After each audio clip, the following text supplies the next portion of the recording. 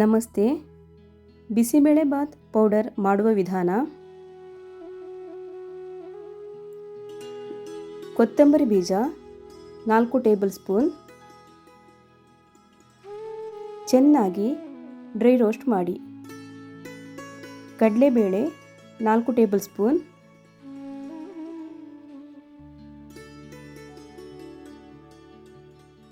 ಜೀರಿಗೆ 1 table spoon, ಮೆಂತ್ಯಕಾಳು 1/4 table spoon ಇವೆಲ್ಲವನ್ನು ಹಾಕಿ ಎಣ್ಣೆ ಹಾಕದೆ ಡ್ರೈ ರೋಸ್ಟ್ ಮಾಡಿ.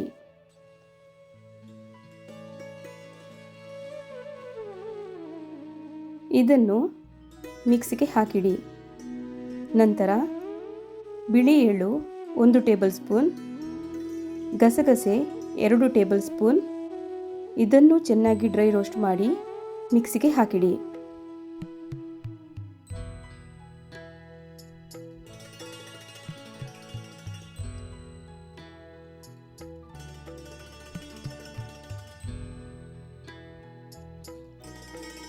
ನಂತರ ಉದ್ದಿನ ಬೇಳೆ 2 ಟೇಬಲ್ ಸ್ಪೂನ್ ಇದನ್ನು ಸಪರೇಟಾಗಿ ಡ್ರೈ ರೋಸ್ಟ್ ಮಾಡಿ.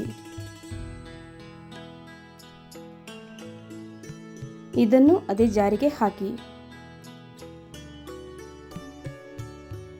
ನಂತರ ಗರಂ ಮಸಾಲ ಐಟಮ್ ಲವಂಗ 5, ಏಲಕ್ಕಿ 3, ಕರಿಮೆಣಸು ಪೆಪ್ಪರ್ 1/2 ಟೇಬಲ್ ಸ್ಪೂನ್, ದಾಲ್ಚೀನಿ 1 ಇಂಚು ಇದನ್ನು ಡ್ರೈ ರೋಸ್ಟ್ ಮಾಡಿ.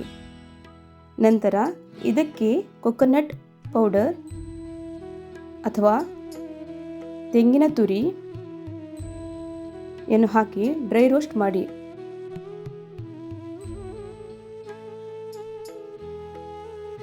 ಅದನ್ನು ಮಿಕ್ಸಿಗೆ ಹಾಕಿ. ನಂತರ 9 ರಿಂದ 10 ಕೆಂಪು ಮೆಣಸು ಹಾಕಿ ಚೆನ್ನಾಗಿ ರೋಸ್ಟ್ ಮಾಡಿ. ಅದಕ್ಕೆ ಕರಿಬೇವನ್ನು ಹಾಕಿ ಚೆನ್ನಾಗಿ ರೋಸ್ಟ್ ಮಾಡಿ. ಇದನ್ನು ಅದೇ ಮಿಕ್ಸಿಗೆ ಹಾಕಿಡಿ.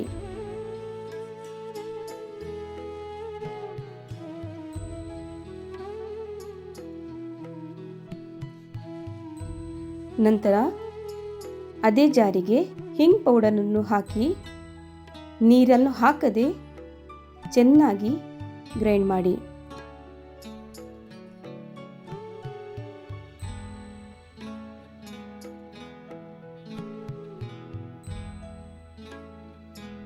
ಈಗ ಬಿಸಿಬೇಳೆಬಾತ್ ಪೌಡರ್ ರೆಡಿ.